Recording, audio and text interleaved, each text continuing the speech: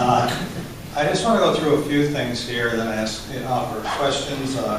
One of the things we'll go right to the legislative piece, which really isn't a lot for us this year, specifically with credit unions. But as Susan said, within the last hour, I understood that there's a new bill. It's one of those bills I love, which says House 483. I do the UCC. It's a short form, so you don't get to read anything that's anticipated in the bill. So I just got an email to me a few minutes ago.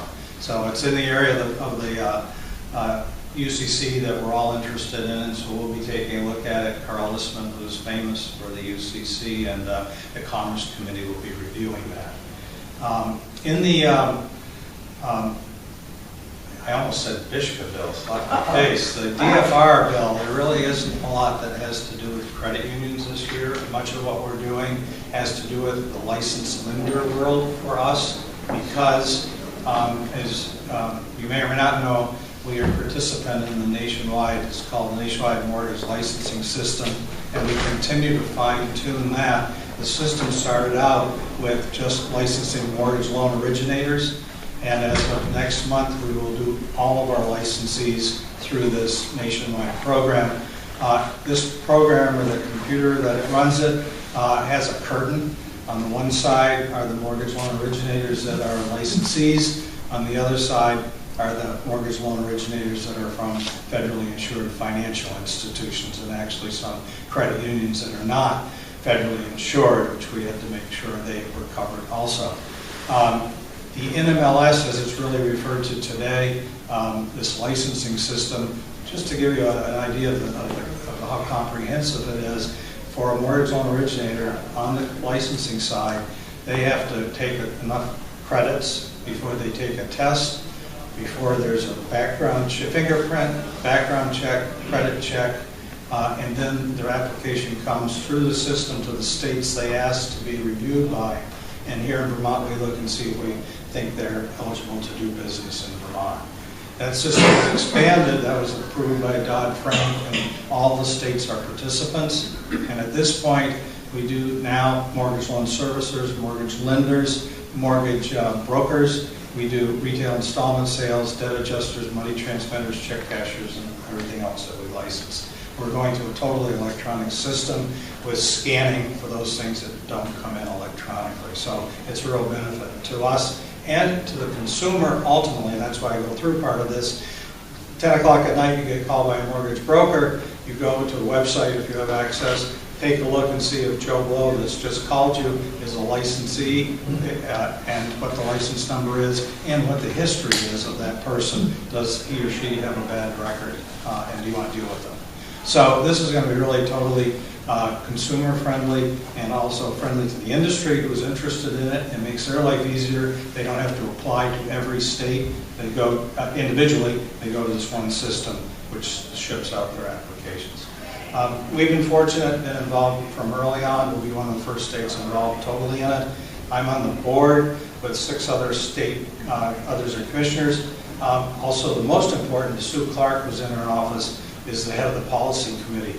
So Vermont's been able to participate without a lot of changes in our legislation or our way of doing business. So that's one thing that just from the background of what we're dealing with.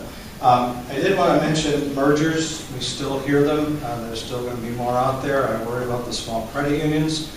Any help they can get, you can give them would be appreciated. Member business lending, we're for seeing the cap raised that we have in the past. It seems like Congress isn't cooperating there. We did for state chartered credit unions pass have adopted a new mortgage MBL regulation. That was after I showed it to the NCOA, who said it looked good. We went through the 6 months of the administrative rules procedure. Then I got a letter from another NCOA person who said, well, you better change this and that. So I'm still counting to 10, haven't talked to the chair yet about that. But our mortgage bank MBL regulation for state chartered banks, there's still going to be a discrepancy between the Fed and ours until I get this straightened out. A couple things that want to talk about that we see a need of management succession. We see some credit unions are planning that pretty well, even some smaller ones, but we really are emphasizing management succession. Interest rate risk is probably one of the greatest. How many people have 30-year, 3% loans on their books? Don't raise your hands. We have third-party vendors, which is the NCUA is quite concerned about, to make sure whoever's doing stuff for you, that they stay in business, they have a balance sheet that's good, and that they don't ruin your reputation because of something that they've done. Be very careful on that. Concentration risk is another NCUA thing that we also are taking a look at. Are all your eggs in one basket? IT, I continue to cry about that. We finally got the NCUA to agree that it's a worthwhile area of the financial institution to look at, and so they're starting to ramp up in that area. I was very pleased when I was in a meeting when Debbie Matz, who works there, announced that they decided they were going to go into this new way of looking at a credit union. A couple of things. I was appointed to what's called a state liaison committee. There's 5 state commissioners that participate in the FFIEC. The FFIEC is made up of NCUA chair, CFPB, Codere, Tom Curry with the OCC, FDIC, and also the Fed. So hopefully we'll get an oar in the water there as we have those meetings. I'm also doing one other thing. I wonder if I'm off the farm here. I'll let you know. CFPB, I think, is trying to do really good things. CFPB is run pretty much by state regulators, friends of ours, former Massachusetts commissioner and things like that. I'm on a committee that is a couple of them, but one that I think is going to be really important, where the CFPB is going to be notifying the world if anybody has a complaint, they go to the CFPB. I'm working on a program where there's a portal, and all Vermont complaints, Vermont consumer complaints, or complaints of all Vermont institutions are going to come to us. And after we did get done that test in the next 6 months, we're going to work it the other way, so that we're all understand what the issues are concerning our institutions and our consumers. We want to make sure that it meshes nicely. The CFPB, as you know, is really only immediately concerned with institutions over 10 billion. We do not have any in Vermont yet. There are really only 3 in the country, state chartered. There's a couple federally chartered. But the CFPB is going to touch all of your lives because they've inherited about 17 of the major regulations that we work with daily. Reg Z, RESPA, and E, you can go down the whole list of them. So we're keeping a close eye on what they're doing there. As an example, I was extremely excited as I can get when I learned that the good faith estimate and the HUD-1 were going to be combined, and they did a good job of doing that in 4 or 5, depending on how you look at it, 6 pages. But they did a good job. What they didn't do a good job on is it takes 1,500 pages to understand how to fill out the 6 sheets of paper. And I mentioned that the last time I was down there. We need something for somebody dumb like me, or for a small institution, executive summary or something is what they threw back. But the lawyers need to have 1,500 pages, with all due respect to the lawyers.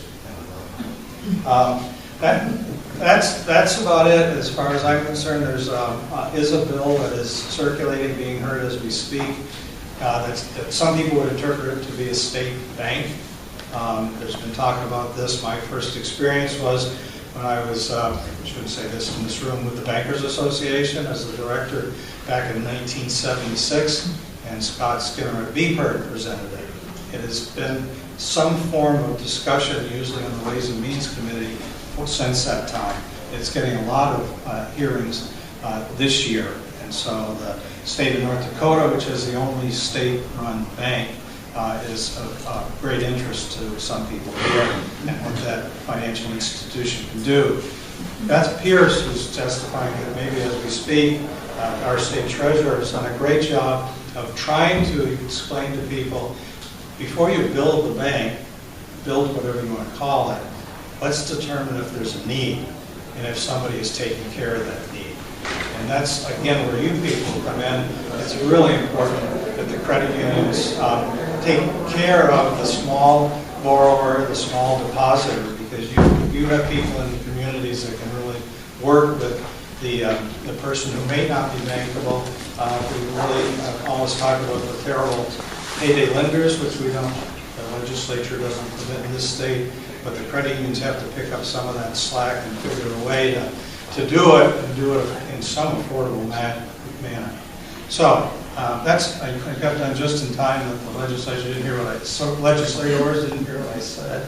No, only good things. The legislature takes a good care of the financial regulation. I think the financial institutions in the state, and I'd be glad to answer any questions or any points that you may have.